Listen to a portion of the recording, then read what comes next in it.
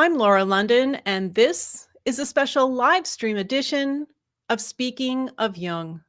Joining us today for episode 111 is Jungian analyst and the author of Jung's Map of the Soul, Dr. Murray Stein in Zürich, Switzerland. He holds a Master of Divinity from Yale University and a Ph.D. in Religion and Psychological Studies from the University of Chicago. He trained as a Jungian analyst at the CG Jung Institute Zürich, where he earned a diploma in Analytical Psychology, which is the degree of a Jungian analyst, and later went on to co-found the CG Jung Institute of Chicago, where he worked as a training analyst. He served as president of the International Association for Analytical Psychology, which is the governing body of Jungian analysts, and the International School of Analytical Psychology, where he currently works as a training and supervising analyst. Dr. Stein is a very prolific author. His most recent book, 4 Pillars of Jungian Psychoanalysis, was published on February 1st. And his new book, The Mystery of Transformation, will be released on July 15th. His collected writings are currently being published by Chiron. The 4th volume, The Practice of Jungian Psychoanalysis, was released on March 15th. And his Map of the Soul book series for young adults, published in 2019 and 2020, includes transcripts from our episodes on the Grammy-nominated K-pop group BTS. A full list of Dr. Stein's books, interviews, DVDs, and more can be found on Speaking of Jung's special Murray Stein page in the blog section. Our previous episodes with Dr. Stein date back to 2015, when I visited him at his office in Zurich. We've also recorded episodes on Jung's Map of the Soul, The Analyst and the Rabbi, Jung's Red Book for Our Time, and 9 episodes on BTS, covering the topics of Jung's concepts of the persona, shadow, ego, and psychological types, as well as BTS's speech at the United Nations. Please visit Speaking of Jung's special BTS page for links to all of that content. My conversation with Dr. Stein will be followed by a discussion with fellow BTS ARMY members, Jungian analyst Dr. Melissa Werner, and BTS ARMY Help Center counselor Tiffany Helton. This episode is being live streamed on Saturday, June 18th, 2022, through the magic of StreamYard. Thank you so much for joining us today, Dr. Stein. Really appreciate your time. It's my pleasure, Laura, as always. So we're here once again to talk about BTS, and I was just thinking that, we've done so many episodes about them because they are living examples, right, of some of the concepts that you write about. Yes, you just mentioned in the intro, and I didn't realize that we've done 9 interviews episodes, or 9 discussions, episodes about BTS. And they've just completed 9 years. I think they celebrated their 9th anniversary the other day at their dinner party, didn't they? That's right. So I guess we're matching them. There's something about the number 9. I think that's significant. Yes. I think they do. They certainly want to speak for the new generation, as they say. They've spoken at the UN twice. They said the same thing more or less at the White House with President Biden the other day. I think they are speaking for a generation that they represent. I think they were born, what you wrote me, in the 1990s, all of them. And they're now between the ages of 24 and 28, 29. Mm-hmm. So that generation, I guess it's called the millennials and the X generation, are among their, probably in the majority of their fans, although their fans have a very wide spread in age, haven't they? Yeah. From what I gather, people of all ages. And you recently did an episode with Dr. Otsuka in Japan. I was talking to him the other day, and he said that the BTS is very popular in Japan among both young people and older people. And it's the older people who are so upset right now about this announcement that they made at their dinner party the other day that they're taking some time off.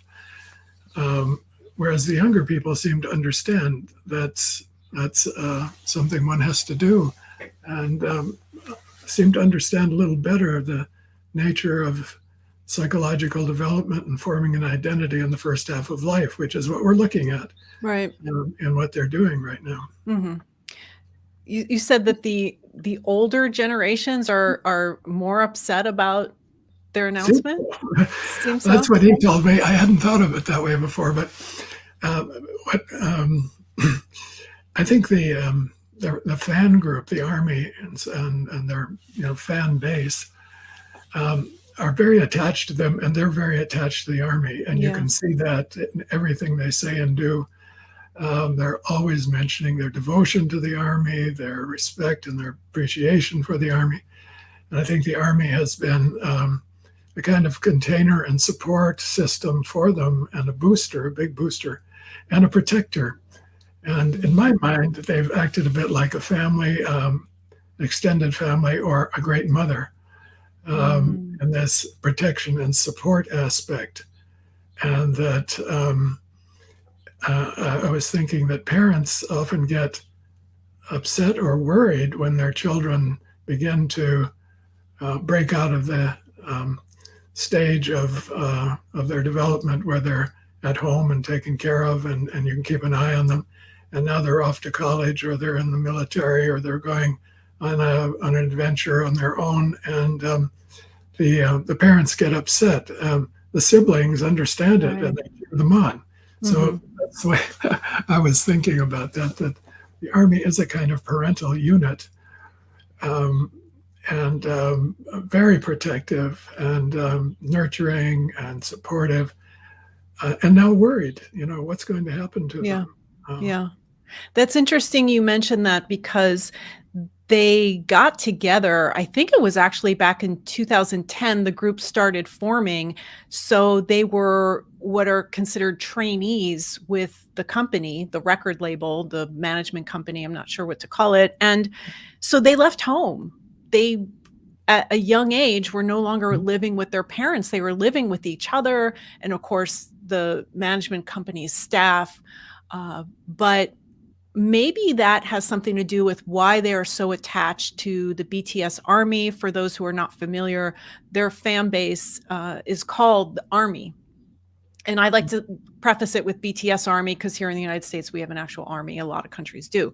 So I wanted to ask you about that connection and between the members and Army, and it seems very genuine. And I was at two of their concerts in Las Vegas a couple of months ago, and when I had closer seats this time, and when they came around in these wagons, I could see them. I was very, very close to them, and the eyes tell a lot, and their connection, their feelings, their emotions seem very pure and genuine to me. And that is, I think, part of what moves me so much when it comes to them. And I would also like to mention, I received a very unusual email from someone who's not at all happy that I devote so much time on speaking of Jung to BTS. And he told me to leave it to the teenage girls. And I just would like to say that at the concerts in Las Vegas, I saw all different age groups. And I'm 57, and I'm going to be joined in the second half by an analyst who's a little bit older than I am. And she's a BTS Army too. And there were a lot of men this time. And I want to talk to you about men specifically. There were a lot of men at the concert. And of course, women outnumbered the men. But the BTS member, one of them, V, specifically gave a shout out to the men and asked the men to cheer. And they were surprised at how many more men there were there than expected. So for listeners who are not familiar, on their anniversary, they did, I I sent you the link to it, and I'm sure you watched it, a dinner party, which they do every year on their anniversary. Their anniversary is June 13th, 2013 was the date of their debut. And they got very emotional during this dinner party. I think we should, just for some of the listeners who might not be familiar, they announced that they were going to be spending time apart and working on solo projects so they can get to know themselves and express themselves outside of a group. So I was wondering if you would share with us your thoughts on being in that age range, 24 to 29. What is natural for a male young adult in that stage? To begin with, these young men have not lived a natural life. If by natural you mean, what most people live, they were sequestered at a very early age. It's like going to a boarding school, and you see your parents occasionally, but you are kept in I think they lived together in a house or several houses. They moved a couple of times, and they lived together. It was like a boarding school, and they, but it wasn't an ordinary school. I don't know what kind of education they got, whether they had some classes in history and science and mathematics and so on or not. But most of the time, I think they rehearsed and they practiced, and they got so good at what they did that they were amazingly successful in shooting up to the top of the charts. In 9 years, they reached the very top. They were the most popular group in the world in 2021 by sales and viewings and so on. And they have an enormous fan base. So they have a big success story. They all became celebrities. This is not normal. I mean, this is not what most people experience between the ages of 13 and 25 or 26. What most people experience is school. You go to school and you're living at home, and then you go to college or into the military. And, this is a time where you go through your adolescence and you begin to experience yourself as a young adult. Adolescence is a kind of initiation time traditionally for young men. If you look at ancient cultures, at the age of 13 or 14, they leave the mother's group and they go with the men into the men's group, and they go out into the bush and they have initiation ceremonies, and they're introduced to the gods of the tribe, and they come back with a new identity as young men. They're no longer mother's sons, now they're father's sons. And so that transition from the mother's world into the father's world is what happens during this period of life. The mother's world being more nurturing, easier going, less demanding, protective. The father's world more demanding. Now, they did enter the father's world. That's a world of high demands for performance, excellence. They're being graded, they're being tested, and they did exceptionally well. So you could say that they've achieved the second stage of life. I wrote a book, incidentally, it was published not too long ago, called Men Under Construction. Yes. And I talk about 5 stages of development of a man. This also applies to women or trans people or whatever. It isn't really specific to men. But what I try to speak about there is a normal or usual sequence of psychological stages that men will go through in the course of a lifetime, being born at 0 and dying at the age of in their 90s or something. You could sort that out into the 2 halves of life, as Jung did, first half of life and the second half of life. And Jung called this individuation, becoming oneself. You're born with a self, but it takes time for that to express itself, show itself in the course of the years.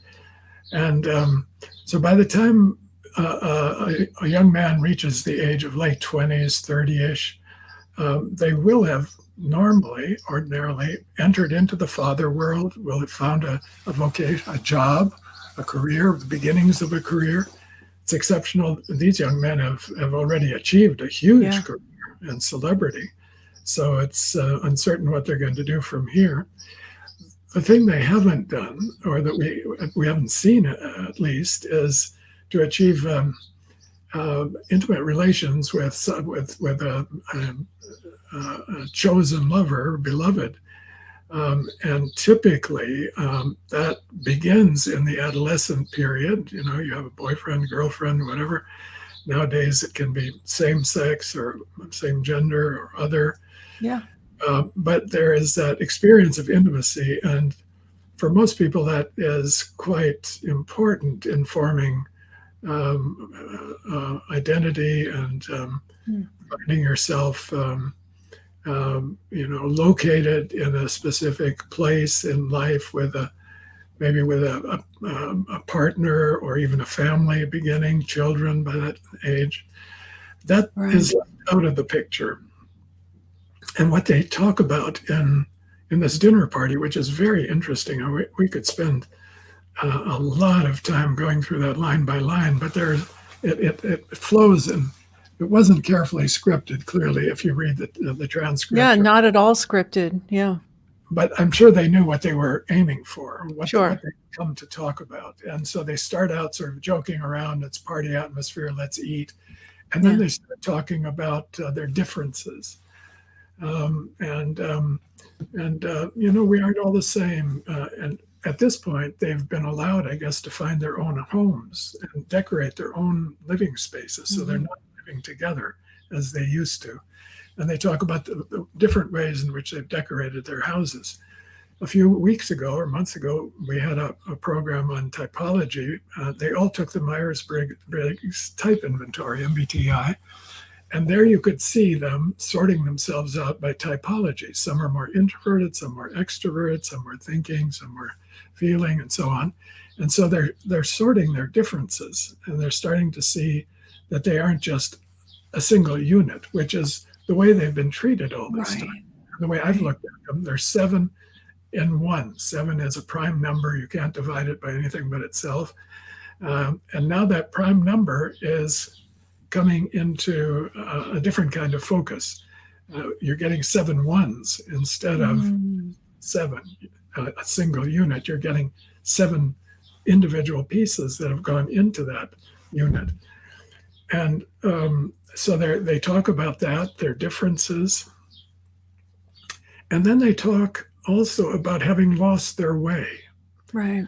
That very interesting. They said during the pandemic, since the pandemic hit 2 years ago, 3 years ago now, everything really changed for them because they couldn't go to the what do you call them, the world tour, the concerts. Had to cancel their big world tour. Yeah. Their concerts where thousands, tens of thousands of people come, and it really gave them a lot of, we say, narcissistic supplies. Right. When you're admired to that extent and you see it and you hear the applause and you're interacting, it's like it really gives meaning to your life. That was taken away for a period of time. They had to cancel their tours. Everything was done in a studio. It's a very different experience performing that way. So that changed things. And they said they lost their way. What is the meaning of what we're doing? Mm-hmm. A kind of burnout. One person even mentioned burnout, I think. So it's like they were pushed so hard to live according to a very tight schedule, almost a military type program, where every minute is used to train you and to practice for the next performance.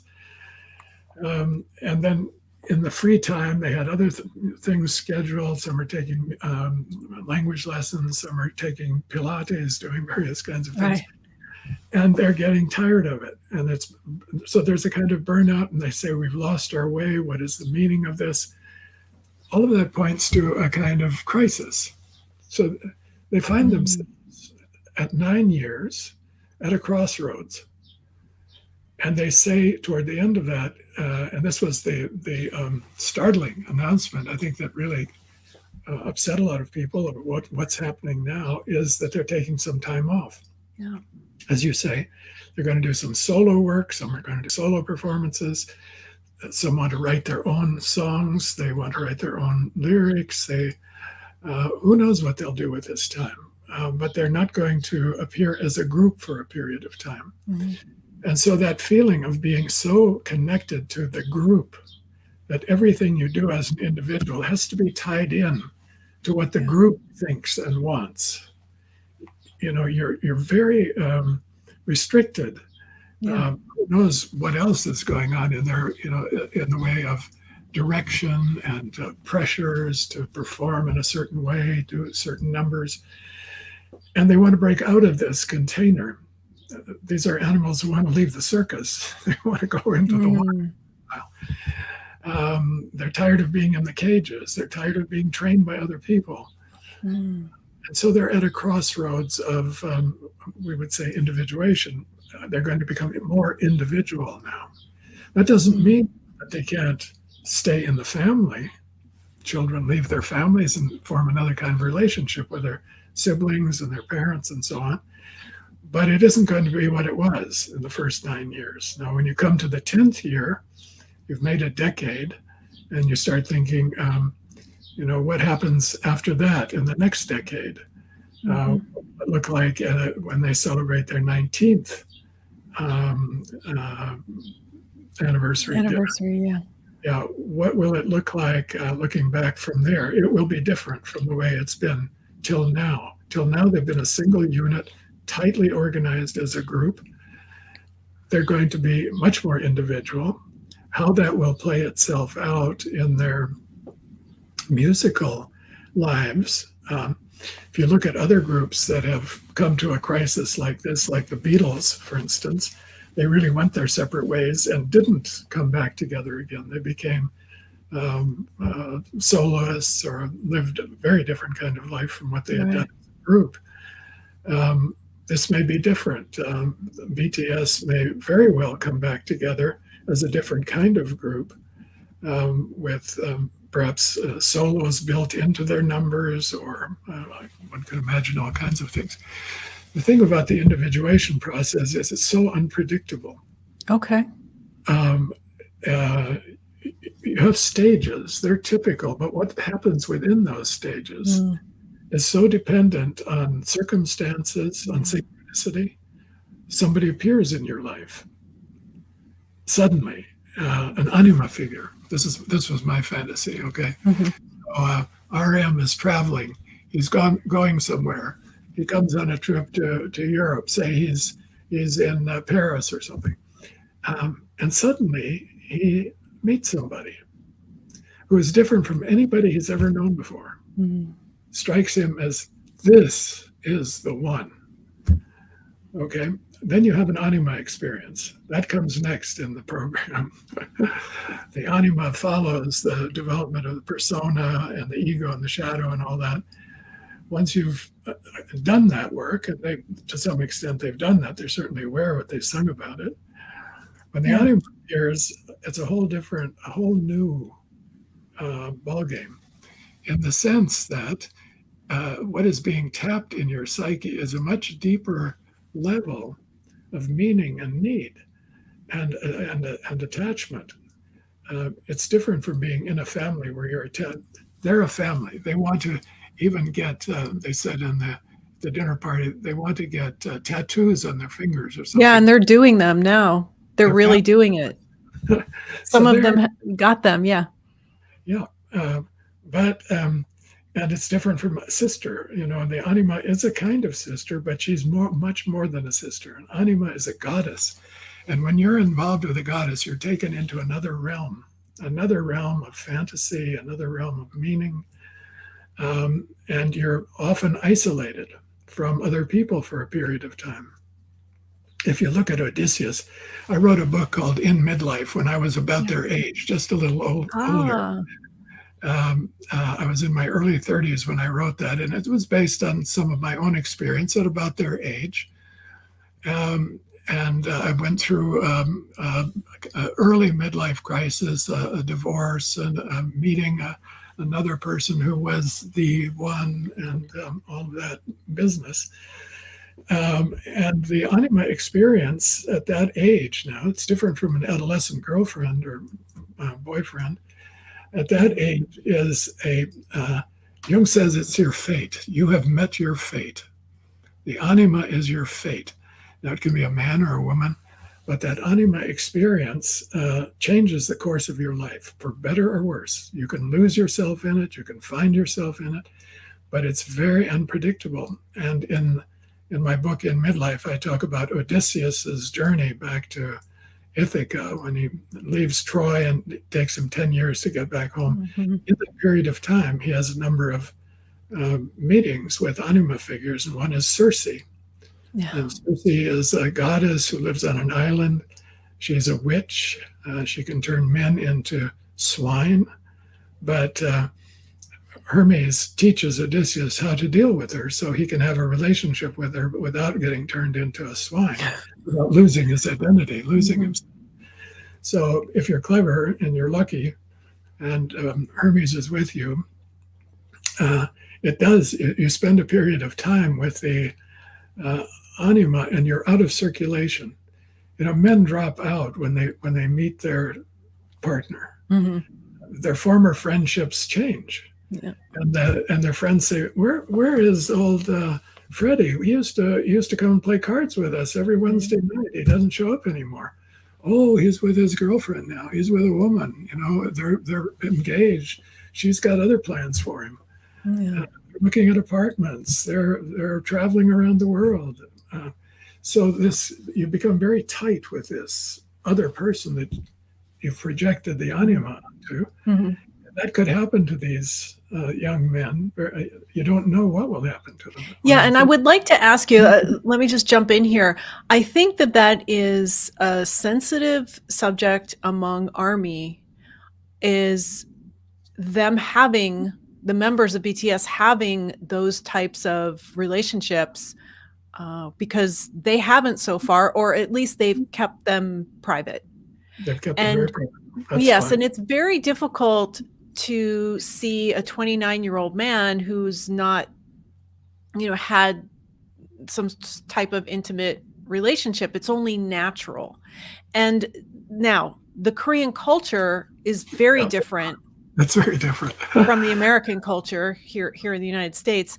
And I don't pretend to understand everything about it, but I'm wondering how this has affected them, if they've had to put that on the back burner or suppress those urges. And I want to ask you specifically, what would you say to ARMYs who are worried or upset about the possibility that they are going to have these relationships public? That they're going to fall in love and be seen out in public. Well, it's do you love them or don't you love them? If you love them, you want what's best for them. If you just want them to be what you want them to be, then you're a tyrannical parent. Or the ARMY has to decide what is their attitude toward these individuals now. They've been entertained by them. They've been loved by them. They've been, they've interacted with them to some extent. But if the ARMY really wants what's best for these 7 individuals, then they have to support their individuation stories, okay, and cheer them on to have the best life they can possibly have as individuals. Now, you're right, Korean culture is different. I heard about an actress, a very, very successful, beautiful actress who was under contract to one of the television or cinema companies in Korea, and they did not allow her to have any dates or any relationships, love relationships, until the age of 40. She now is engaged and is going to be married. She's been released at the age of 40. Can you imagine that? But this was the contract. If you want to enter into that world, it is very strict, apparently. And I think BTS has cooperated with that and benefited from it. And they've sure done a wonderful job with them in promoting, their masters or whoever manages them has certainly done well by them. They've done extremely well, but these are young men who have their own lives to live and their own needs and their own desires. And Jung said that if you don't follow your individuation path and what the self wants, not just what the ego wants and what your conscience or your culture wants, but if you don't follow to some extent at least what the self wants, it will destroy you. Now, how will it destroy you? There are many ways the self can destroy you, but one way is you'll get totally burned out, depressed, anxious, not be able to function anymore. You'll have lost your way, and you have to find your way back. That's when people go into analysis. They've achieved quite a bit in the first half of life. Then they come to the analyst, say, I can't keep doing this anymore. I'm running out of interest, out of steam, no libido for it. I can't just keep going to work anymore and doing the same old thing. So then you go, what do? The analyst goes with you inward. You take an inner journey. The analyst doesn't have the answers to that. The analyst can't tell you, take these lessons or, learn a new sport or get a new hobby. That isn't what analysts do. They say, let's look at your dreams. Maybe you can do some active imagination. We're going to go inward, and we're going to find the answer for your life within yourself, not in what other people want for you, not what the Army wants, not what your employers want, even what your spouse might want or your best friends. We're going to find what the self wants for you. It doesn't exclude all those other people, but it's going to give it a new focus. And that journey inward is to find the core of what will be the meaningful direction for the rest of your life. That's what I write about in my book, Men Under Construction, that following the anima and going inward far enough, you get a sense of vocation that gives you a mission for the rest of your life. It gives you a core of value and meaning. That the anima takes you inward. First, you experience her outward. It's a great love affair. But then you have to also follow her inward. And that is what analysts do with people. We're going to find your anima within. She connects you, links you to the self. And once you find that, you can have relationships with anybody you want to, but you're going to stay true to that direction that you find there, to that vocation, and that will guide you. And if others can come along with you, fine. And if they can't, that's fine too. Yeah. So that's what individuation really is all about, finding the self and following it. And these young men are now at a crossroads. They've declared themselves, we've lost our way. We need to find our way. And one thing to think about too is, do groups individuate? We look at individuals. The individuation process is very based on single individuals, the way Jung writes about it, the way we work with it in analysis. But people have discussed the ways in which groups might evolve and individuate. They have to change as well. The dynamics have to change within the group. So maybe it changes from having a very strong leader to becoming a more democratic system, so that you have 7 leaders, not one leader. And more of them are learning English. So, the burden has fallen on RM's shoulders to be the translator. And now more of them are learning English and can pick up some of that as well. And some of them may decide to live in other countries. You don't know. Will they stay in Korea? Will they branch out? If they find an anima who lives in Alaska or California or something, maybe they'll move out of Korea for a while. This is unpredictable. You just don't know what's going to happen. Yeah. So, I do have a question. I'm going to jump in here about the anima. So if how do I say this? What about men, homosexual men? It's no different. How does that work? So would it still be considered an anima figure? Yeah, it's Eros. Anima is Eros. I asked John Beebe one time, who's a very well-known Jungian analyst. Yeah, we just had him on. Gay all his life and declared, and that's no secret at all. He's lived a gay life since he was 15 or 16 years old, I think, and he's now 80 something. Yeah. He's written about it and talked about it. He wrote a wonderful book called the Integrity Within, the Deep Integrity, the Depths of Integrity, something like that. And I asked him about that, and he said, that is the Eros connection between me and my partner. That's the anima. We sit together, we travel together, we do all kinds of things together. It's our bond, it's our love for each other. That's what links us, that's what connects us. So I think I think of the anima as the Eros factor and the animus as the logos factor.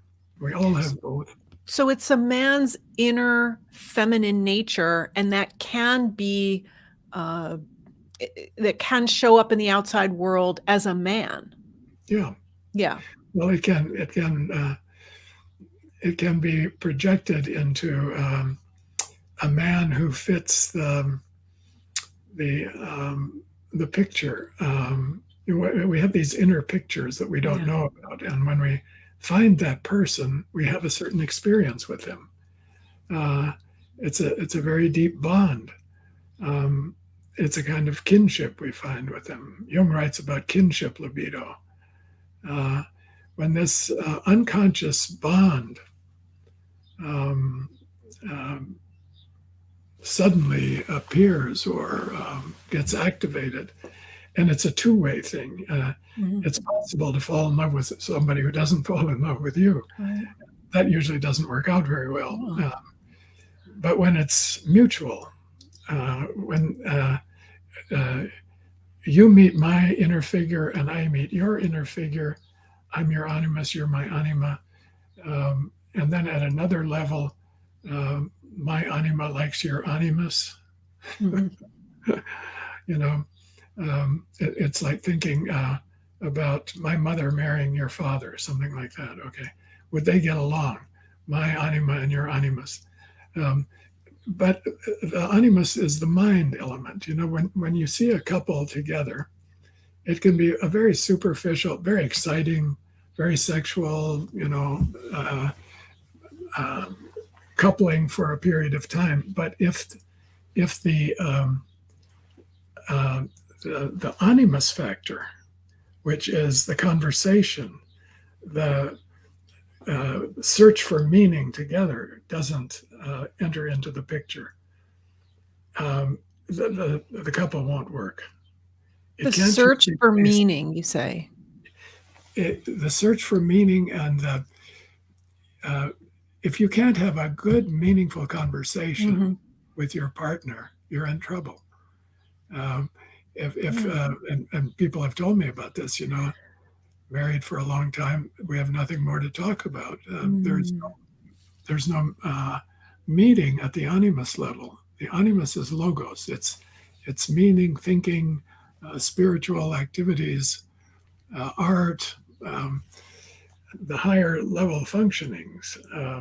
The anima is connected to feeling and the body and instinct. And so when you've got both of them working in a couple, you've got a good chance of a sustainable coupling over a long period of time. Successful couples that you'll see them in their old age talking with excitement to each other. It's interesting to talk to my wife. She's got good ideas. I learn from her.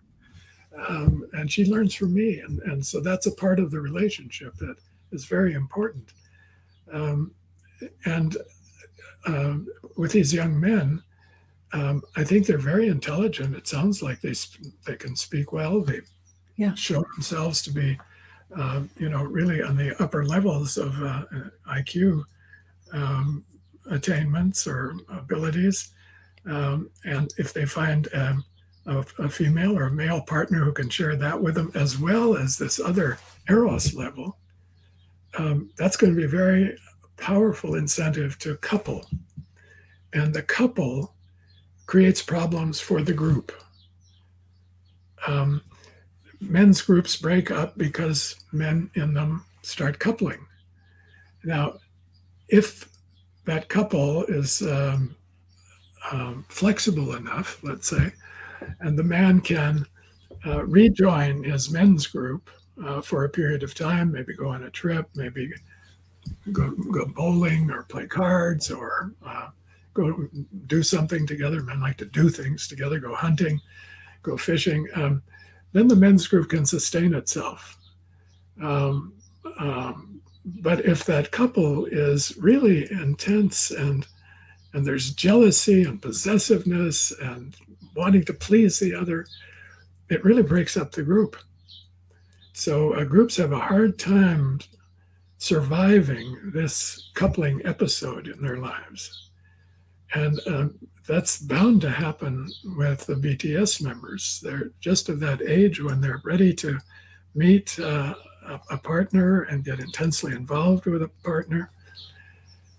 And that's also very creative when they do. You have an anima experience, you write poetry, you sing songs, you rejoice. Wagner wrote Tristan and Isolde while he was in love with somebody else's wife. So it makes music, but it's individual music. That would be the solos. And how the group will be able to come together again after this period of separation, that's a real question. I don't have an answer to that. I hope they do in some way. It would be very interesting to see this group evolve into a more multi-faceted unit, a unit with 7 centers instead of just a unit. It could be very interesting and encouraging for societies and cultures that have to learn to tolerate great differences and not only tolerate them, but benefit from the differences. I'd like to point out how there are 7 of them, as we've been saying, and they started living together, some of them in 2010, and then members kept being added until they were the 7, and they stayed a group for a very long time. I mean, they still are a group, but to me, that's very rare to have 7 individuals. And I didn't really think about how different and unique they all were until they pointed that out very specifically in this dinner party, Yes. and mentioned how they would argue and fight and disagree, and how that now, since they are each living in their own house, condo, they're actually getting along better because they have that buffer, that privacy, that space, and they're not all in each other's space all the time. Yeah, right.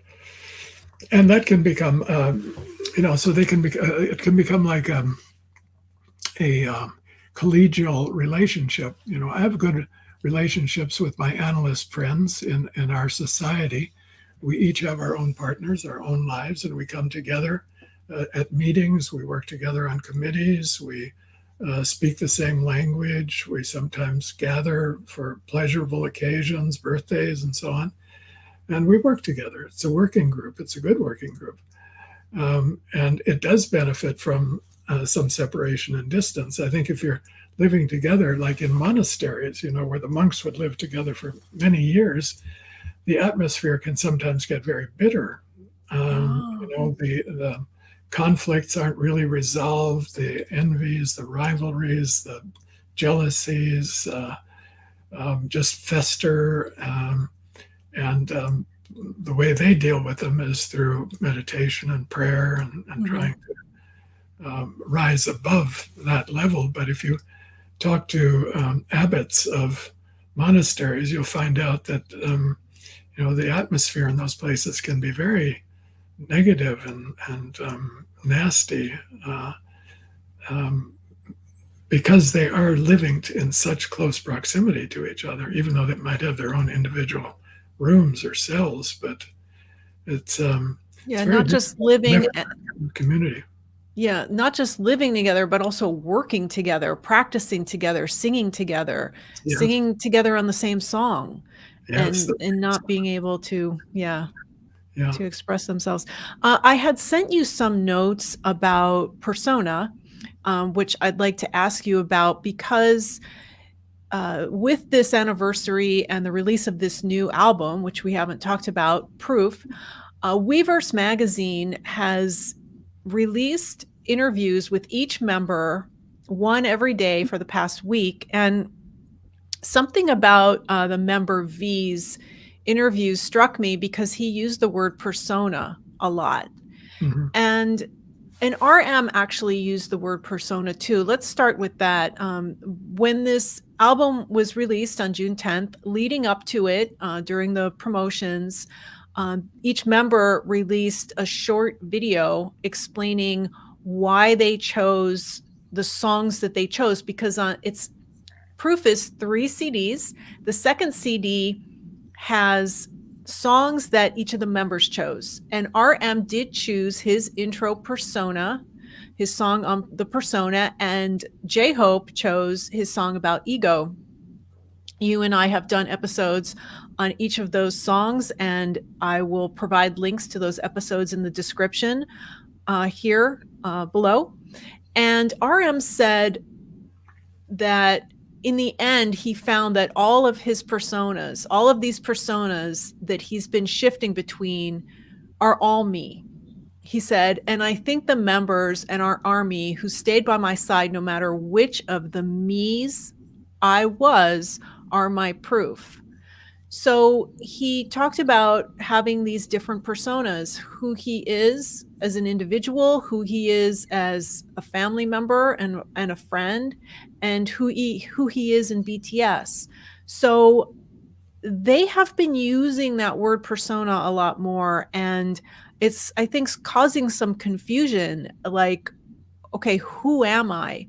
If I'm one person, if I'm one way with this person and I'm another way with this other person, which is the real me? Mm-hmm. Yeah. They're all me. They're all me. Yeah. So how does that figure into one feeling like I know who I am? And so who is it that RM is saying they're all me? Who is saying that? Mm-hmm. Who in RM is saying they're all me? We'd say that's the ego. Okay, the ego is looking at all these personas saying, well, I'm not being false to myself in any of them. Over here, I'm enacting this role. I'm a singer or a rapper. Over here, I'm a family member. Over here, we're having dinner together with the other BTS members. None of them are fake or false, but they're expressions. But all of them are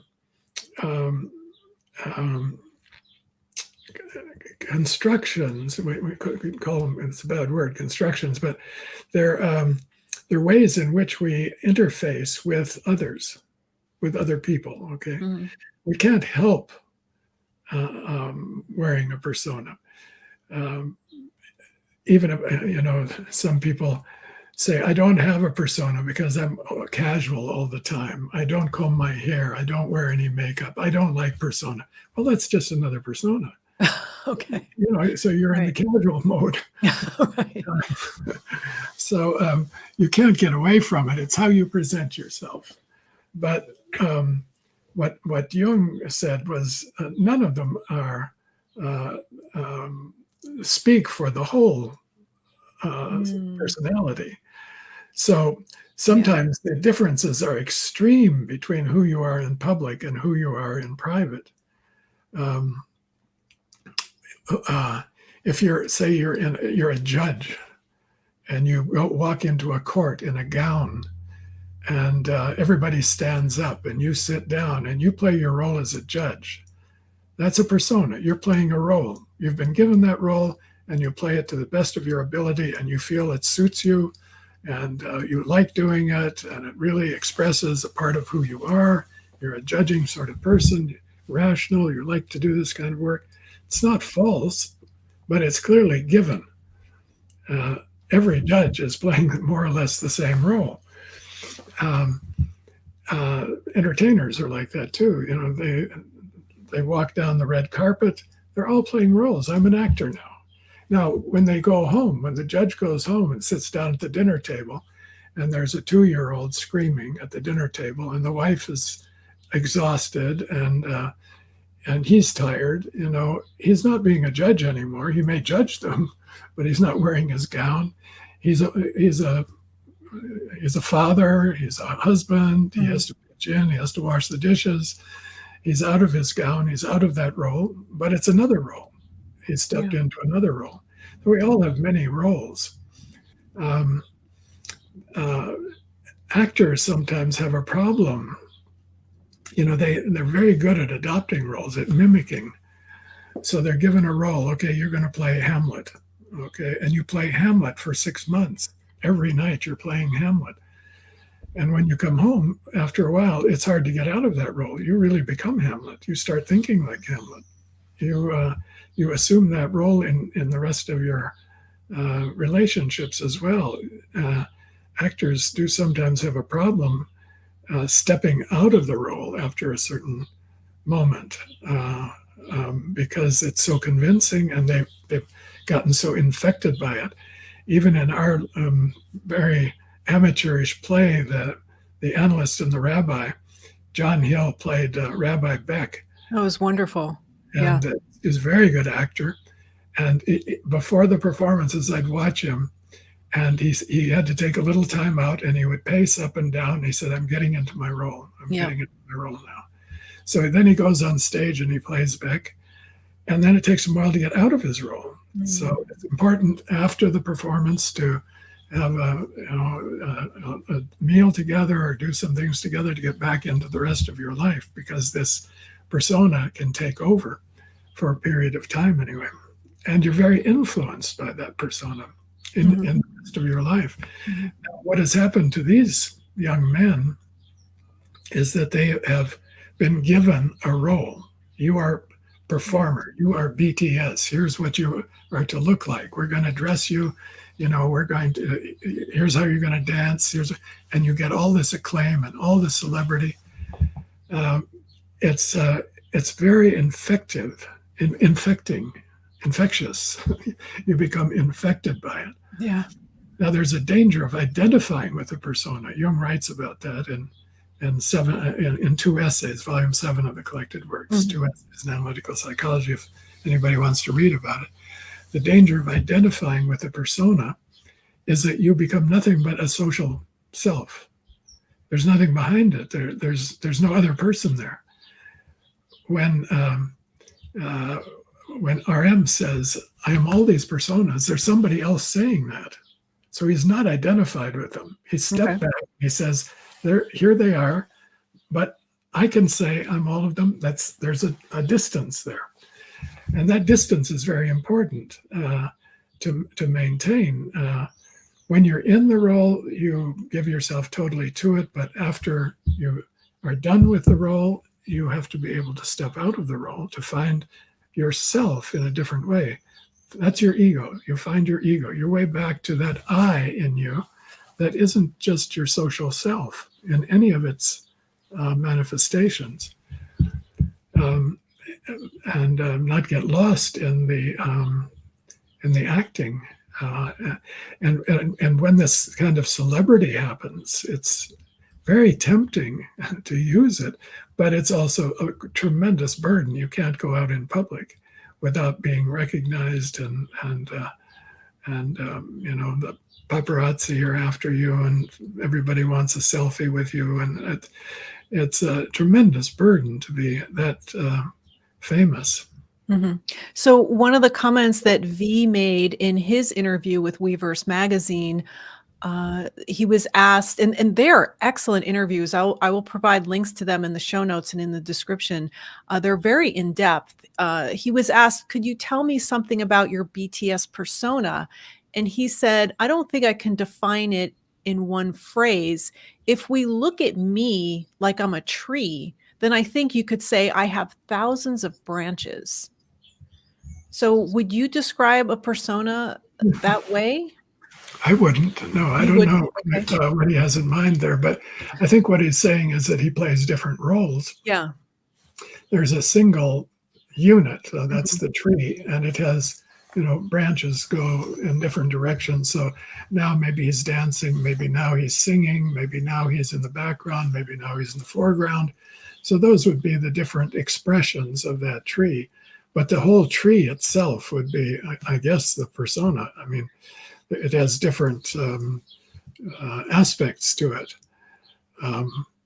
So when somebody says that they've lost their identity and they don't know who they are, I don't know. I kind of struggle with that because, well, I don't define who I am or what I do. I'm a lot of things, and I don't feel the need to define who I am.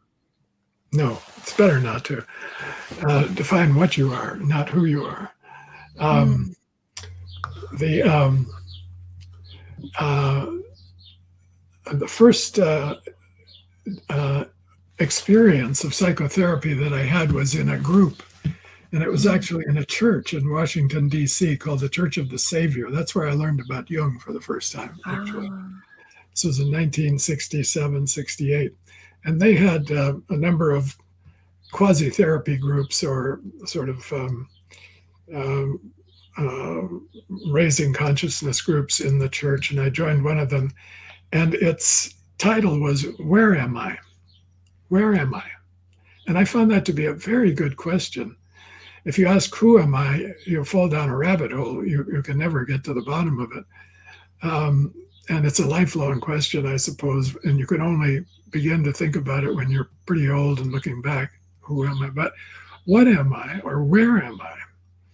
So how do you locate yourself in life right now? And I was at that time just about the BTSers age, in my mid-20s. And that's when I discovered Jung. And that took me to Zurich to study at the Jung Institute. That course, Where Am I, really began to raise my consciousness. I had just finished college. I was in divinity school at Yale. I knew I didn't want to go on in that direction, become a Protestant minister, practicing minister. Though I had nothing against it, it just didn't suit my interests and inclinations. But so I was at a loss, and I was at a crossroads. And this course, or this group, everybody shared. It was a sharing group, about 8 or 10 people in it.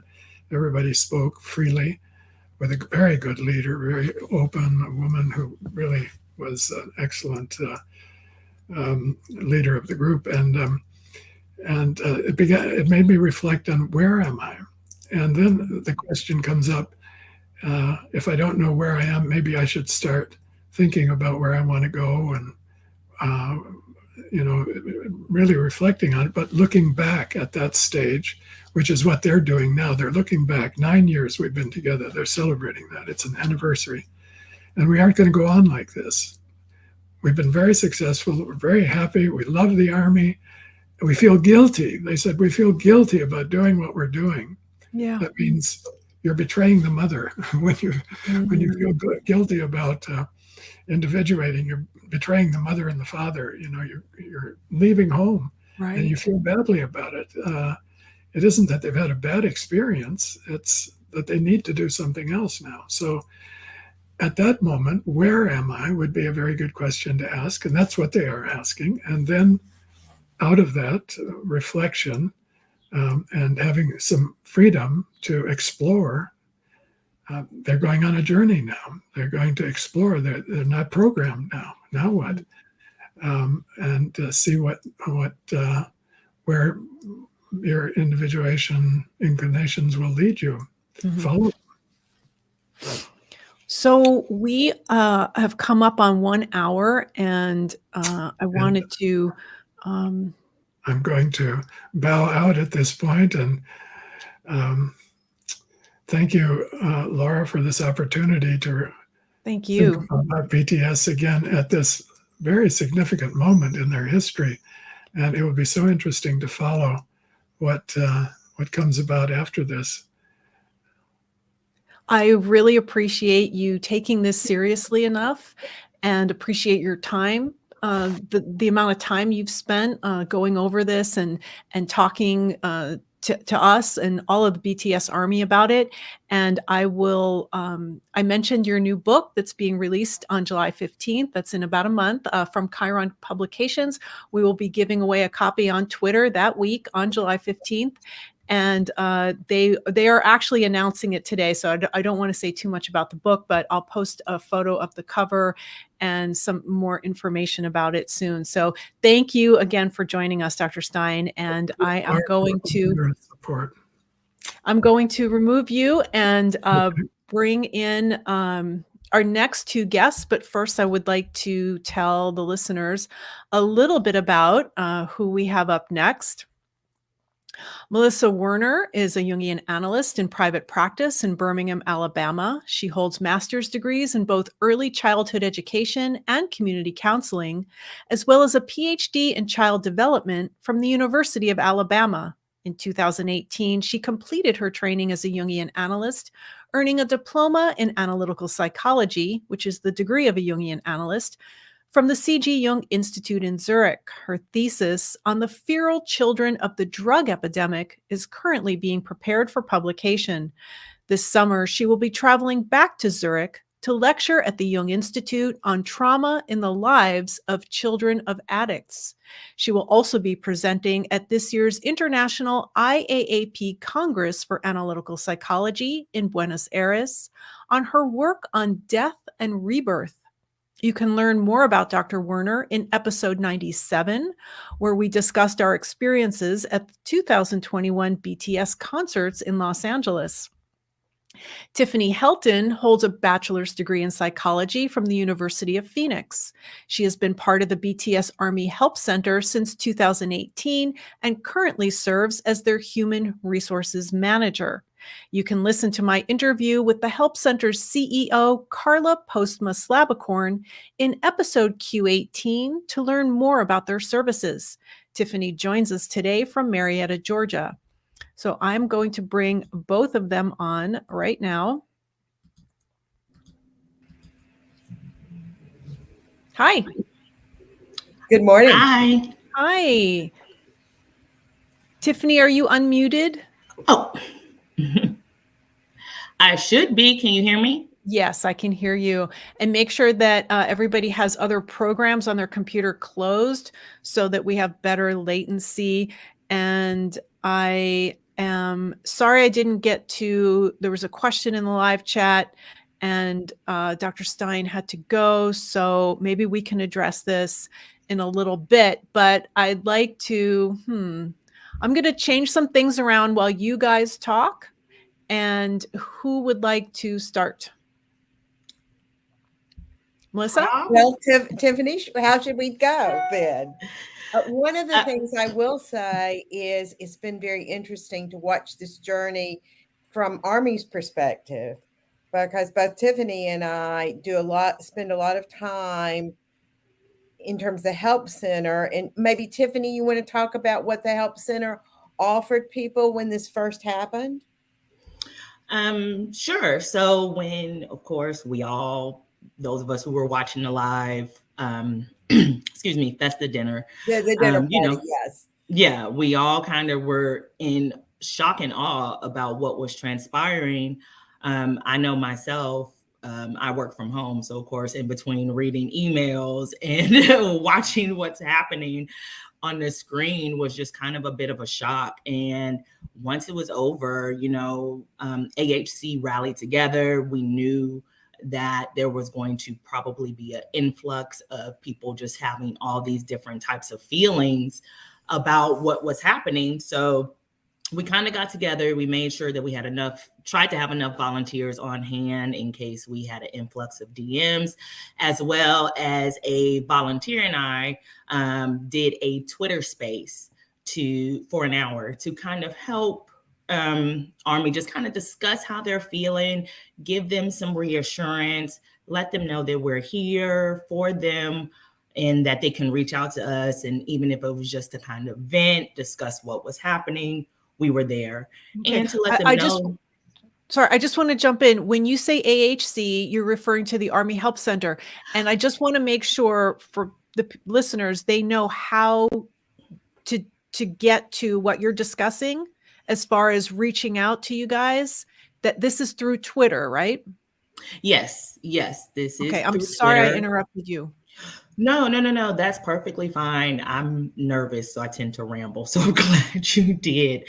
But yes, this is the Army Help Center. We are on Twitter, so you can message us through there. That's how we get all of our DMs. And we hosted a Twitter space. So for those of you that may not have seen it, a lot of times on Twitter, you might see like these little purple icons at the top of your feed. And it almost kind of reminds me of a live podcast in a way. Okay. So everybody can kind of hop on, and you don't need to be invited. You can just, if you see it at the top of your feed, you can click into it and join. And that's pretty much what we did. And we held it for an hour. And then if people want to speak or have questions or just want to, express how they're feeling, they can let us know. And then we, invite them in to go ahead and address how they're feeling. So we held that for an hour. It was difficult, because we were trying to keep our feelings together. But, as, first and foremost, I'm a fan. Me and Kanika, we're fans. And so when this happened, we're trying to keep ourselves together. But as we hear other Army discussing how they feel, we can hear it in their voices. We can tell that they're upset. Some of them even cried. And of course, as I'm hearing it, I'm like, I'm sorry, I'm trying not to cry too, so yeah. Collectively as a whole, we're all feeling it. But as part of AHC, we wanted to let them know that we're here. So it was a great experience. And also, don't you think, Tiffany, because what I've watched since the dinner party was released and we all sort of had this collective, oh my goodness, then people are settling down and they're starting to get excited about truly what is to come. And I have to go back to that song. I mean, the best has happened and the best is yet to come. And that's what seems to be going on for Army, that they're excited about all of the new things that are possible. I got to jump in here. Tiffany, your video is, it's, I don't know what the word is. It keeps freezing. Melissa, are you seeing that too? Yes. Okay. Tiffany, I'm going to let Melissa talk for a little bit. I'm going to remove you and ask you to rejoin. Sometimes if you have other programs running on your system, it interferes with the video quality. So I'm going to remove you, Tiffany, and ask you to re-enter the studio at some point. Okay.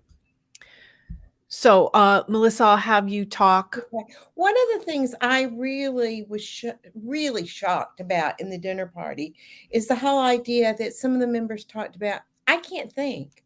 I'm too busy to think. My morning starts and it gets going and I don't have any time to think. And I'm so glad that they finally realized they can't continue that way because there's no creative energy to produce if you can't even think. And they really need time to think and grow up, and they've got to address their military service. Yeah, that's another touchy subject, and I'm surprised that Dr. Stein didn't bring that up. That's something that I'm going to speak a little bit more freely here in the discussion. That's something that is well, it's hard to think about them going off and serving in the military. I wish I knew more about what that involves. In South Korea, I have family in the military here in the United States. I know what they go through with boot camp and with being stationed in various places. And I have a family member who's right now in a nuclear submarine somewhere in the Pacific Ocean. And I worry about him every day because I don't know if he's okay or what he's doing. So I don't know what this entails in South Korea. And it's very difficult for me to imagine these beautiful men, these beautiful, sensitive, talented. I mean, they're gorgeous, all of them. than in the military? Well, I only have seen this in one comment, so I don't know if this is a comment from what it really will be, but it was an American military person who had an idol from another group that was attached to his service, and he said it was basically a desk job for that person, and they thought they might not have this bigger, more dangerous Okay. part of the military service that they might not have. And also there's got to be security issues. Right. That's another thing. But the royal family, Tiffany, thank you for rejoining us. Yes, We're thank talking you. about their mandatory military service and the status of that and not knowing. But another thing that I thought of on this topic is the members of the royal family. And Prince Charles is next in line for the throne, and he served in the military, and his sons both served in the military. I mean, in combat, not desk jobs. And I know that security was an issue for Prince Harry when he was in Afghanistan. So, yeah. We'll just have to see. I have read, but only in one place, that there will be an announcement in a few weeks about those plans. And it may be that I just keep hearing that. nothing ever happens. Yeah, so it may not happen. Or one day somebody may go, because the oldest member has to go, I believe, by December. But, Yes. I'm speaking as a non-Korean who does not understand in-depth Korean culture. So I'm at a loss here. Tiffany, what do you know about their mandatory military service? I am pretty much right there with both of you of not really knowing. Just like most Army, we all kind of speculate, like, oh my God, are they going to go together? Are they going to go separately? Are they going to be two? Are they going to be three? So ultimately, I think that at the end of the day, I'm sure I can speak for myself, maybe a few other armies, but at the end of the day, whatever they choose to do is whatever they choose to do. Whether they choose to be exempt, whether they choose to go, that's their own personal decision.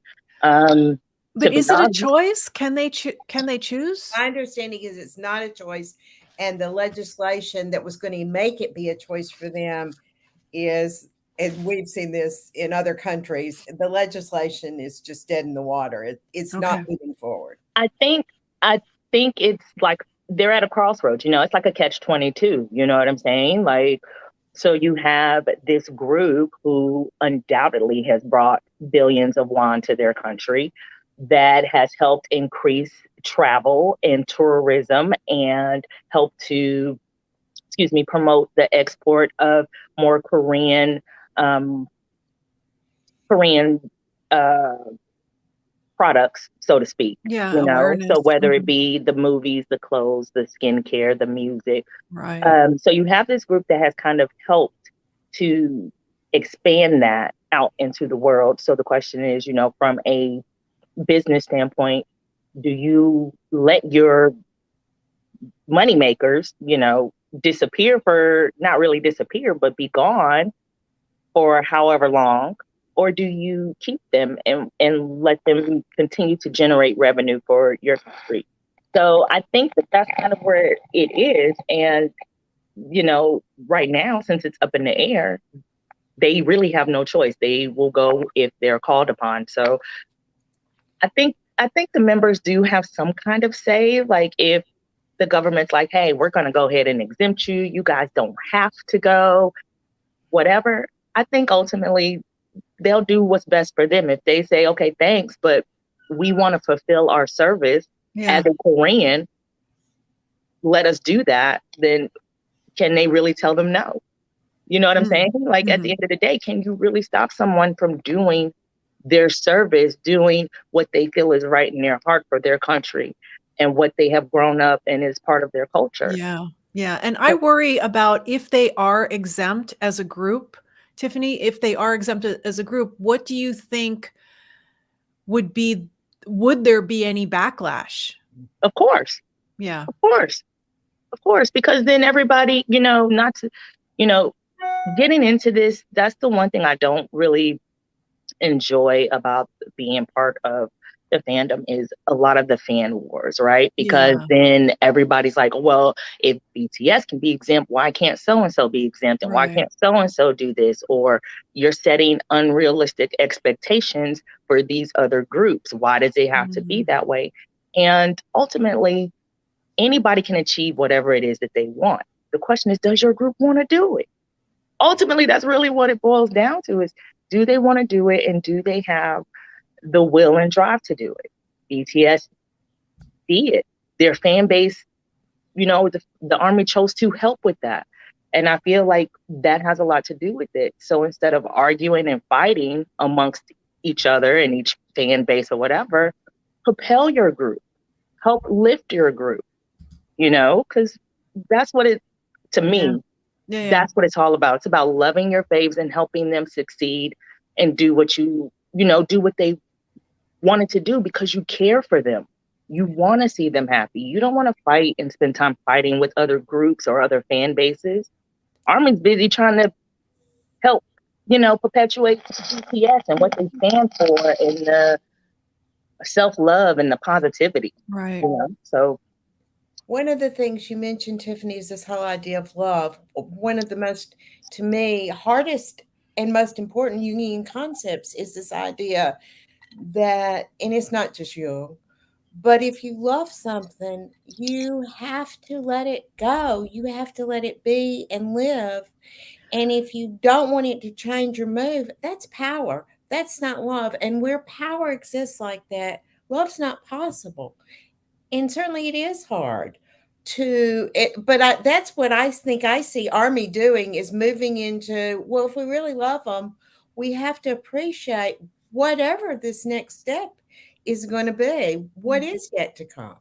And maybe it's not love, maybe it's need. Maybe we say we love BTS, but the fact is that they're filling a need for some of us. They're filling a hole that we have, and that's not love. And so we're upset that they're not going to be the same. They're not going to keep fulfilling that need. What am I going to do? I mean, I know that I was saving my miles and my points because I thought they were going to go on world tour, and I was going to go wherever I could to see them again, even though I've seen them 3 times in 3 different cities. I would keep going. And now I'm like, okay, what am I going to do with the rest of this year? I mean, that's a ridiculous example, but they entertain me and they fulfill me and they fill a need that I have.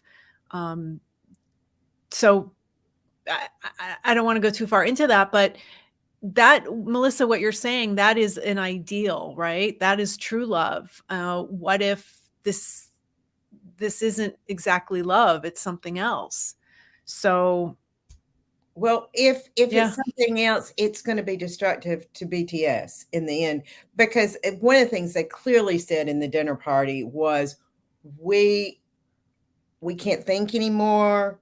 We don't have words to write songs anymore. It's very, the level of can't go on as BTS has been there. I think we got a couple extra years that because of the pandemic, perhaps, that wouldn't have happened, that this would have happened before. And Tiffany, you had brought up a good point when you and I were chatting earlier about the lyrics to Black Swan. Would you share that with us? Sure. So like you mentioned, after it all transpired, the first person I call is Melissa, and I'm like, oh my God, so we're all on the phone. And, I said that to you, and I said that also in our Twitter space, is that, the one thing that Army loves about BTS is how real their lyrics are, right? How relatable. Just whether it's on a big scale, small scale, it's still relatable to any and everybody, right? No matter how old you are, young you are, what you do for a living, they're relatable. Black Swan, and like I said, this is the most realist human example of their lyrics. These weren't just words that they put on a page because at one point in time they were feeling them. I feel like these were words put on a page because that's what they were feeling and was still feeling after the song was written. And so now we physically see those lyrics in their faces and what they said and what they were going through at the dinner party. And that's what it is, and tell us for people who don't remember or don't even know about the lyrics to Black Swan, what stands out to you? To me, what stands out is the fact that, Black Swan, amazing song, right?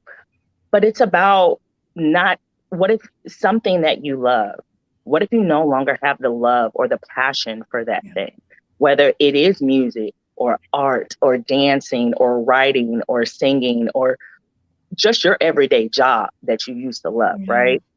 So if you no longer have the passion for it, it's like your first death.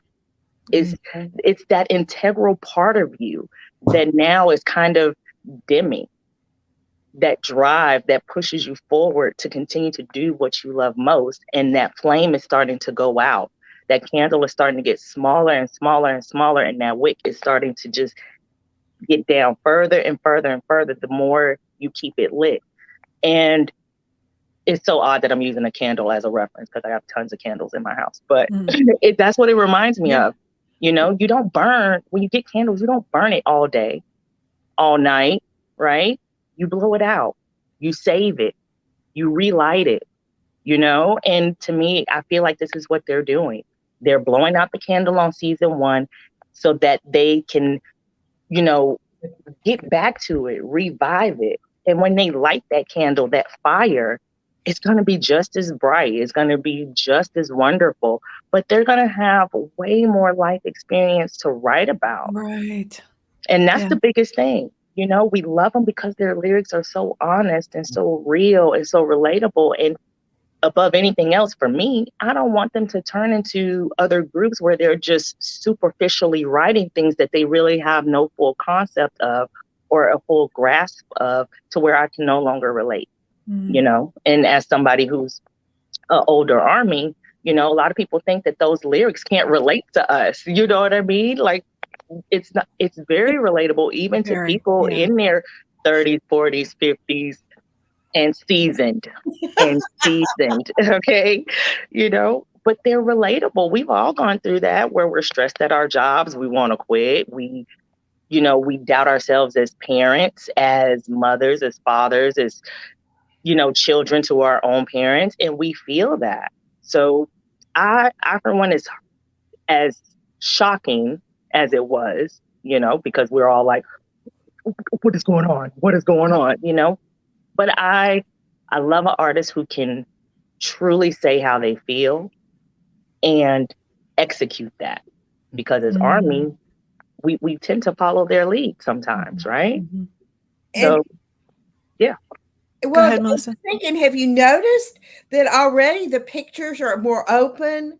Yeah. Of some of the individuals, they're bare more chest, open, they're raw, they're bare chested, they're belly button. I'm going to be here now. J-Hope was just talking about in English about his desire for the Lollapalooza, and evidently there was going to be one person on Twitter said, "Oh my gosh! Instead of one group, now we're going to have to follow 7. I've got to start saving money. So maybe our money that we were saving for tickets is going to be spent in learning all different types. And maybe it won't even be music. Maybe it'll be television programs or acting or who knows what. Because they've got to be real people. I'd like to point something out. I didn't get to this in the portion with Dr. Stein, but I did mention how Weverse magazine was putting out one interview a day with each of the 7 members, and Jimin's came out either last night or this morning, and I pulled out so many quotes from it, but just briefly.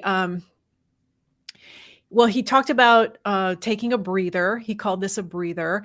And he said, maybe I can be more explicit. And he was asked, what do you mean more explicit? He said, I just think I could show something a little more raw about me. That might include a more mature side too. But what I'm really interested in showing, something closer to my real personal rawness directly in a format like music or music videos.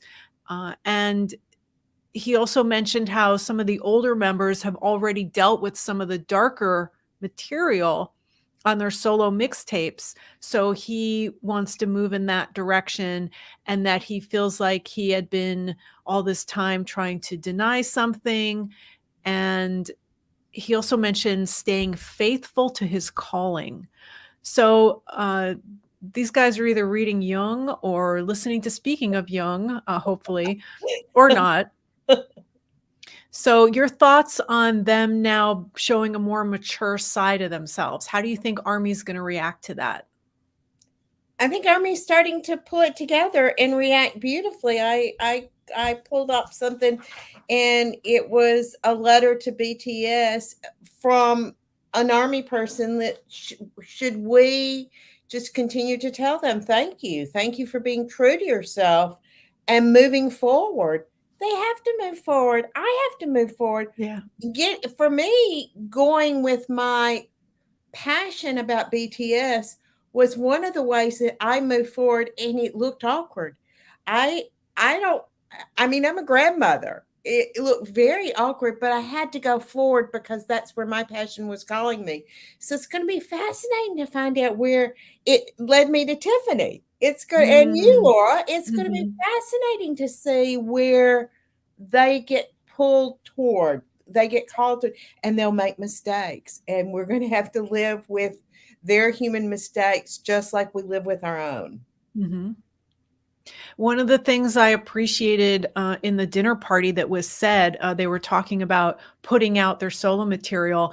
And I think Suga was telling Jimin, if I'm not mistaken, just put it out. That's the only way you're going to learn. And what you want and what you don't want, or what works, what doesn't work. And that's what happened with this podcast. When I started this podcast in 2015, I felt like I wasn't ready. When do I start?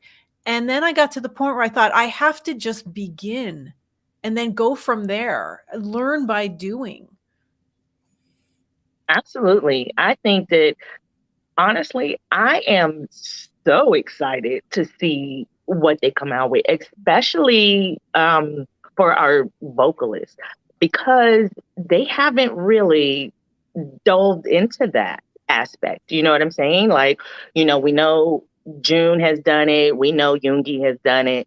J-Hope on Hobie on a different scale, but in a way still did the same. So the vocal line hasn't really had a chance, if I'm not mistaken, to really dive into those deeper layers, of those things. And I get, bless them for always wanting to show us the positive sides, the good sides, bless them for it, But at the end of the day, I think that's them in their vulnerable moments is what really draws ARMY in, keeps us there, because, a lot of celebrities, a lot of musicians had a lot behind the curtain. And especially when it comes to Western artists, it's always so much scandal. It's always so much dirt, so much shade. You don't really hear a lot of positive feedback for a lot of Western artists. You have some, but not a lot, right? And definitely not on the scale as BTS is. They're on a way huge scale when it comes to positivity, sparking inspiration in others, having us do these things without really having us do these things. You know what I mean? So I can't wait. I can't wait to see what they come out with, and with their voices and the way that they sing. Oh, first of all, we might as well just have Kleenex ready, because I know that there's going to be some tears. There's going to be just overall a mix of emotion with it, but I'm prepared. I'm super hyped for Tay, because I feel like he's about to be all in his jazz bag, and I can't wait. Yeah. And it reminded me also, I'd like to add this, that before I found BTS, I was a big Fleetwood Mac fan, and Stevie Nicks at some point went off and did some solo records because she's a songwriter. And being in a band of 5 people, Fleetwood Mac, she can only contribute 2 or 3 or 4 songs for each album, and she had hundreds of songs she had written. And it was frustrating for her because, every 2 years she only had a few of her songs published. So she stayed in Fleetwood Mac. They've had their ups and downs. She stayed in Fleetwood Mac, but she, during their off time, went and did solo records and solo tours. And then when she was done with that and Fleetwood Mac would get back together to do another album, she'd go back to Fleetwood Mac. And that worked really well. She's in the Rock and Roll Hall of Fame, both as a solo artist and as a member of Fleetwood Mac. So it's possible. Yeah, most definitely. And like they said in their dinner, when they come back together, they'll have so much more life experience because they've gone out and lived their lives separately, not as a team, but separately. They all have they will all have gotten a chance to find what makes them happy, find what doesn't make them happy, genres that they want to dive into, tones that they like, different things.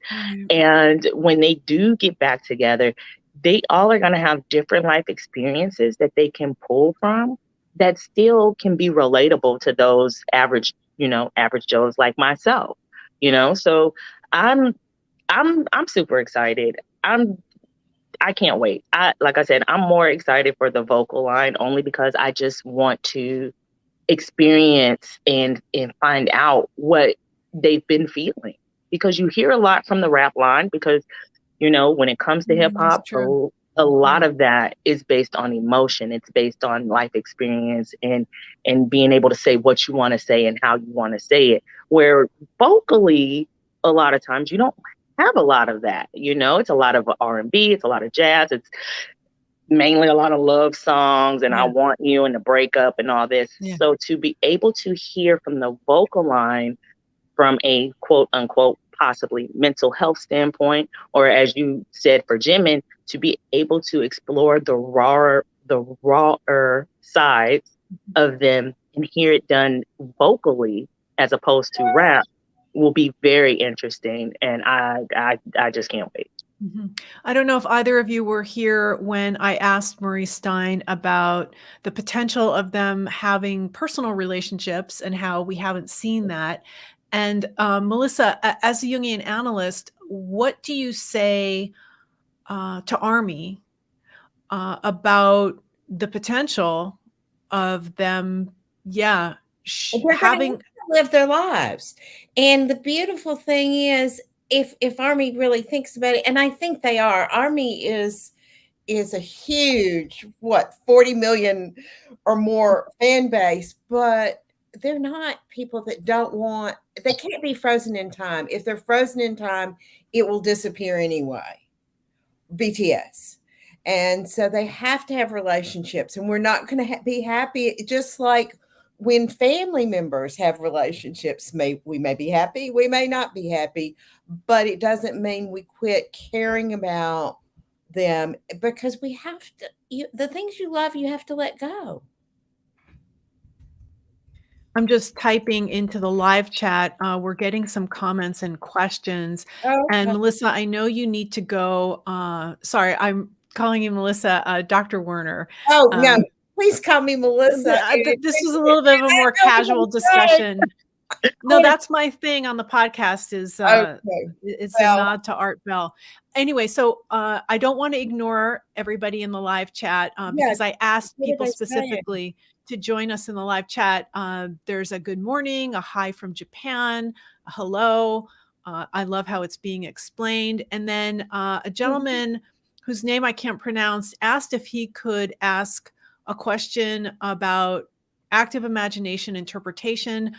I appreciate the question, but that is something that we can't cover in this session. That's something that, you'd have to take to an analyst because we don't speak out of turn here. Thank you for Dr. Stein. Okay, how might the recently announced BTS hiatus I think they clarified the use of that term, and it's not officially a hiatus, but that word was used in the dinner party captions when it was translated into English, but they've since clarified it is not officially a hiatus. This question, how might the recently announced BTS hiatus assist the taking back of fan projections and constellate one's own unrealized inner potentials and energies? What initiates the taking back of the projection? That's a great question. This and is a something wonderful question. Yeah. Thank you, Margot's Doggy Palace. Yeah. Margot's Doggy Palace. Thank you. Melissa, you want to take that one? How, when anybody refuses to hold your projection, you have to figure out how to take it back. I mean, that's basically what they've said. We're done with this. There will be something. We don't know what the something is. So for me, I've translated that question as BTS and ARMY synergy together. And there's another analyst that I've recently met who is a big BTS ARMY fan. Mm-hmm. The synergy together, and I may cry as I say this, gave me hope for the whole world in a time that the world was feeling really dark. Yeah. But how do we carry that? BTS can't carry it. It should not have carried it what they say is they shouldn't have carried it as long as they did. Mm-hmm. So how do we start carrying it? How do I personally start carrying? But I learned a lot. I've learned so much from BTS and ARMY about reminders about kindness and caring and positivity. And that's what I personally have to carry into the world and be a nicer person because of it, because of this experience. And the beautiful thing is this experience won't go away, but it is changing. It's changing. And maybe as they're individuating and growing, ARMY is individuating and growing. We didn't talk, Dr. Stein and I didn't talk about that. I mean, we talked about them as a group individuating. What about ARMY as a group individuating? Well, I think, and Tiffany, you also saw this because we talked together about this. I think ARMY is already starting to come. At first, it was like, oh my gosh. Yeah. And everybody's crying. I mean, all I saw was these videos of all these people crying. And then it's like, oh, well, that means this thing can happen and this thing can happen. And I think you saw that too, Tiffany, that people are stepping up in their own caring about what's happening. Yeah, I think it was the initial shock is what it was. And the thing about ARMY is that, as we know, right, because June came out with a letter which I'm not gonna lie, I was quite perturbed about that because he shouldn't have to. He shouldn't have had to come out with a letter to explain anything to anybody. They said what they said, and that's it. You know what I mean? And for ARMY, for true ARMY, like Tay said, 90%. So I'm talking about that 90% that are truly here for them. Yes, it was a shocker. And yes, we were in tears because we didn't know what was going on. Yeah. You know, it was just kind of like, are they doing this? Also, because we also knew that whole thing with the military in the background. We didn't know what was going on, if that had anything really to do with this as well. And I think for most ARMY, for that 90%, it was just the fact that we weren't really fully going to see them as one. You know what I mean? Not necessarily that they're doing separate things. It's just because we have been so used to seeing them as this, right? This circle, this piece, this puzzle, this full puzzle that's already been put together, but not necessarily seeing the separate pieces that made this collective puzzle. So now I think that we are better at understanding that that's what that is. And that we're like, okay, now that we're over the initial shock of it, now let's get hyped for Great all point. that's to come. What's to come? Right. So it's just like your regular layers, when something happens that's kind of shocking, you're not really prepared for it. Because I mean, let's be honest, nobody saw this coming. Okay, not a hint, not a spoiler. Bless June for keeping it under wraps. You know what I'm saying? Because he's known for spoiling some stuff. But for this whole thing to come under wraps, and as everybody is prepared for their dinner festival, because we've seen them and we know how they can be, and we're excited and we're happy to hear what they're going to say, and we know it always turns into just something funny, but they also have their serious moments. And for this to just kind of go the way it did was the shocking part. And I think that that's where all that emotion came from. And so now that we have better settled down in the realization of what they're doing, we're happy. We ready. Let's roll. Mm-hmm. But it just breaks my heart that June had to do that. And it sucks that Western media, for most of them, turn this into just a complete farce of artists, musicians being open and honest with their fans, and then try to make it seem like that we overreacted. And I can't stand that. That part is just so unfair to ARMY and BTS as a whole, because we didn't overreact. We were true in our feelings. We hurt for them. And for the 90%, it was more so seeing them cry and seeing them upset and knowing that they felt like they disappointed us if they were going to take a break. That was the driving force behind the emotion. Great point. I mean, I can't name a single ARMY I talked to that said the moment June cried, it was a wrap for ARMY as a whole. That's our leader. That's our president. You know what I'm saying? And to see him break down in the manner in which he did, you knew that that was not fake.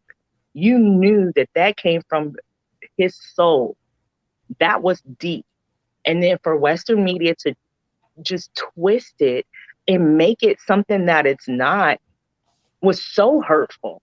It was so hurtful, not just to BTS, but for ARMYs too, because we know they meant what they said, and we're going to believe them because they have never lied or broken a promise. But you want to turn it into this big circus, and it wasn't. And I feel like that was so disrespectful. Yeah, but I just want to mention that that happens in sports and it happens in politics.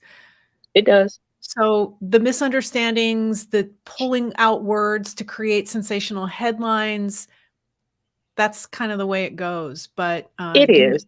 You make a great point. And I just also would like to add that one of the things RM said, when you say June, just for some of the listeners who aren't familiar, you mean Namjoon. Yeah. Who is RM. Yeah, it took me a while to learn their stage names, and then it took me even longer to learn their real names. But now it's like second nature. He said something, I'm looking here through the transcript, because if anybody watches their dinner party, it's called the Real BTS Dinner Party. I'll provide a link to it down below in the description and in the show notes. You can turn on subtitles, English subtitles, but you can also, I don't know if this is just for YouTube Premium members, you can also download a transcript. So you can click on transcript. He said something about this is where it got me, is that he didn't want to have to worry anymore about the rules of the world, and that he wanted to be able to speak freely. And that's something that I've been running up against with this podcast, is not being able to speak freely. And I don't like that, because when I started this podcast, yes, it was 7 years ago. It was a totally different time now. I thought that I had a lot to say, and I thought I was going to be able to say it.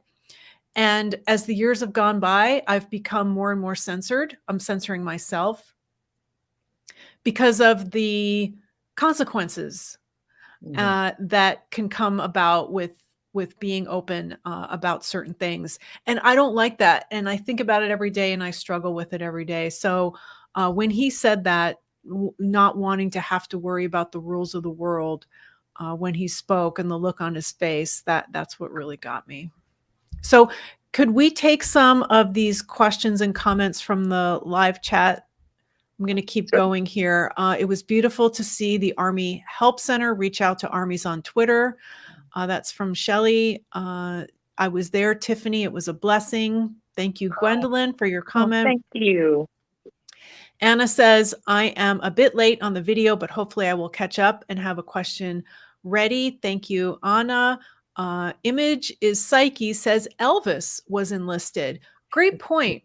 Yeah. Great point. So I had brought up the members of the royal family serving in the military, but Elvis Presley did as well. Celtic Jungian says, thank you for bringing BTS into my life. I am a middle-aged woman, so surprised how deeply they have affected me. Same here. Maybe now it's time to seek within ourselves the joy and hope they exemplify. What a beautiful statement. Yeah, And so Absolutely. true. So true. Yeah. Celtic Union. Thank you, Celtic Jungian. The gentleman who asked the question about active imagination, I'm sorry, we can't break that down here. He says, okay, no worries. Appreciate it anyways. Thank you for understanding. Phi Lightentist. And these are cold readings. I'm not reading these ahead of time. So it could be something, could be anything. Laura London, I've been waiting for this. When you said, what do we have to do with them? I don't know what that means. When a Jungian analyst asked you about helping other peoples, what did you mean? I'm going to ask you to clarify. Oh, you want to say it was Murray Stein. Yeah. Do you remember that, Melissa? No, No. I'm trying to. Okay. He said it was in a previous episode. Oh, okay. And that laugh out loud. If it was Murray Stein, this is a wonderful synchronicity. That I said it perfect or he said it perfect. I don't know, but Phi Lightentist, I don't know what that means. If you could clarify your question, we'd be happy to address it. So we have about 15 minutes left or Melissa does. And what other topics did we want to cover here today? Anything? I think that if I think in terms of Jungian a framework, this is what the dinner party is a model for moving forward. It's realizing, because all too often we get so caught up in our own lives and we're like, I've got to go, I've got to do this, I've got to do this. And as RM said, I don't even think anymore. I just get up and follow my schedule. Right. So they're saying that is not a way to live a whole and full life. Yeah. And maybe that's the task for all of us, is to be reminded that is not a way to, where can we deepen? Where can we be reconnected with the wonder of the world? Yeah. BTS did that for me. Yeah. Yeah. And I think we'll still continue to do it because, for example, all these interviews that you're talking about, Laura, the Weverse interviews, oh my gosh, they're deep things to ponder and think about. And even the pictures that go with them show a stripping down. At least some of them are showing a real stripping down, a real bearing. Yeah. Finally, not censoring themselves. Yeah. Yeah. And I think what the dinner party also shows is them being human. Yeah. You know, we see them as these wonderful ambassadors and figureheads and artists and musicians. But I feel like at that dinner party, they were just being human. They were being as human as I've ever seen them be. And I feel like it just shows the world that they are just not these phenomenal entertainers. They're people. Mm-hmm. These are, grown. Let me say it again. Grown men. Okay. They are grown men, mid-20s to 30s. They are grown. And this is the time in their life where they should be grown. And that 90% of ARMY, I feel, will accept and understand the fact that they are grown. Just like we would want to see with our own kids, for those of us who have kids, we want to see our kids grow up as much as we wish that they still stayed small, because that's when they loved us the most. That's when they kind of was just at their cutest, right? But we have to understand that they grow up. And that's the same thing with BTS. These are grown men who have to grow, and we have to let them. We have to give them that space to flower and bloom. Yeah. So I love that. I didn't mean to cut you off. I just wanted to jump in here with this for you, Melissa, about our culture being a little youth obsessed. I see here in the United States that we are a youth obsessed culture, and that, and you know, this is something I haven't brought up before on an episode about BTS, is sometimes we tend to infantilize them and not see them as grown men. And that's not always just our fault, because as I brought up with Dr. Stein, they weren't allowed to show their bare chest. So much so that in the last season of In the Soup, Hobie got Jimin out of bed, and Jimin doesn't sleep with the top on. Now, he has said that publicly, so Yeah, no, I've read I'm not that. speaking out of turn. And they put a CGI cartoon-like shirt on Jimin so that they can show them walking down the hallway. So we couldn't see his chest. And when they get in the pool, when they got in the hot tub, they had tops on. Now Jimin's in the Weverse magazine with an open jacket. You can see his belly button.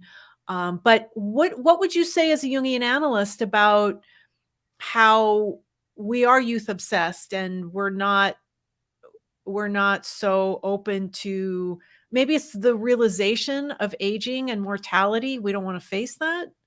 Well, actually, yet to come has been because I've struggled with my own aging. Yeah. And the whole idea of the best has already happened. And that song gives me, as an aging person, such a beautiful, the best is yet to come. And it's a both and. It's already happened. I have a wonderful life. I've had a wonderful life, but it doesn't stop now. The best is yet to come. And for me, that's sort of going to be a mantra for myself. But Jen in the comments says the most beautiful thing. She says, after telling ARMY to love ourselves, BTS is going on a journey of loving themselves. Thank you, and we Jen. have to love them for it. And I think that just is a beautiful way to state it. Thank you. Thank you. Yeah. Yeah. Another comment we have from Angeline de Dios. Thank you for such a beautiful conversation. I'm wondering about how BTS's transition to more human lives is somehow also humanizing the transitions in and through masculinity. A beautiful comment. Beautiful comment, because I live in an area of the United States that is imbued with toxic masculinity, even to the point that we had one of those shootings in my community, my incredibly safe community. 3 people were killed at a church. Yeah, I saw that. That we have to move to definition of masculinity that is away from that toward a compassionate, caring masculinity, which is the hallmark, the loving man, the loving father. It's the hallmark, and there is masculine aggression, but it can enlighten the soul. It doesn't have to be just destructive. Yeah, but those things are taught, and that's the thing. You know, I feel like it has to start at the beginning. You know, if you are, you know, and with my son's 22, you know, but at one point I was a single mom. It's just me and him. And I've always made it a point to tell him it's okay to cry. It's okay to tell me how you're feeling. It's okay. You know, it doesn't make you less of a person. It doesn't make you less of a man to express how you feel, because ultimately, you know, those things build up. You end up having unresolved issues, unresolved feelings, resentment towards certain things. And I don't want that for you. So, you know, but then also, you know, I'm a little bit of a tomboy too. You know, some people say I'm a little more masculine than feminine, you know. And so me and him, you know, I definitely try to let him be more open. So I feel like it does start at the beginning. It does start with good examples. It does start with letting men and young boys know that it's okay. If they don't have that, and they, you know, have that, oh, well, if you're a man or if you're a boy, you're not supposed to cry. You're not supposed to share your feelings. That's a woman's thing. Women are emotional, men are not. That's what they're growing up to learn. And that's why they become the men that they are for most of them. Because it doesn't equate to all. It's just most, you know, a good percentage of most, you know. So I just feel like the more we try to especially for the younger generation, which is another reason why I love BTS, because they're great role models for my son at the time when he first started listening to them, which is God knows when, but it's the fact that it's letting them know that it's okay. It's okay to cry. It's okay to say how you feel. And I think that that has also helped with the shaping of my son. So now he's, Nice. freshly just discharged from the Marines in January. So yes, he still kind of has this masculine presence, but it's not a toxic masculinity. Yes. You know what I'm saying? Yes. So I think it starts from the ground up. It's about that foundation, just like with the house. If your foundation is trash, your house is going to eventually not stand. You have to have a great foundation to build upon.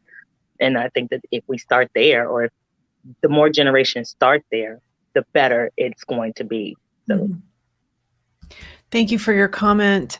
One more is, again, from Phi Light and Tis. Since they are using psychology in their music heavily, it's no wonder. Sorry, I lost it. It's no wonder they are focusing more on their humanity. It's how you generate the creativity and inspiration to connect to other human beings. You all have to dwell in human realms. The movie Limitless sort of displays this. The movie Limitless sort of displays this. The main character, after gaining enlightenment through use of the philosopher's stone, starts hanging around people more instead of being a recluse. Well, Thank you for your comment. Yeah, and you can also only individuate through relationships. You can't go do it. My analyst told me every week, practically, you can't go onto a mountain and individuate. It has to be in the messy realm of human relationships. Great point. And maybe that's it. Tiffany, if you had a final comment, and then I'm going to wrap it up. I was going to say, although I'm not a Jungian analyst, I kind of put it in a simpler terms, where I tell people all the time, as you hear this term, you have people in your life for a season and a reason, right? Mm-hmm. So I always tell people, I don't regret anybody that I've met, whether I no longer talk to them, whether I disagreed with them and we're on bad terms, whether they're still in my life. But I say that to say, because without meeting those people, there are things about myself I would have never discovered. Right. And even changed. Sometimes we meet people that have us see things about ourselves that we didn't necessarily know was a hindrance. Right. And because I've met those people, it's been easier for me to correct that and look at that and do my own self-growth. So, same thing what you said, you can't find individualization on a mountain. You got to be in the thick of it, right? You got to be in the trenches taking grenades to kind of find out who you are. Right. So I see it the same way. You have these people that come in your life to help show you things about yourself, to help you grow and be a better person, whether they're still there or gone, but you have learned something from that person to grow.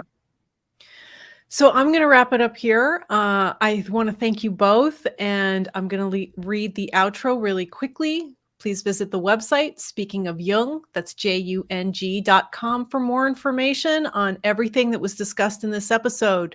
There you will also find all of the previous episodes of this podcast, which are available to stream or to download for free. Speaking of Jung is also available on Apple Podcasts, Spotify, and Amazon Music.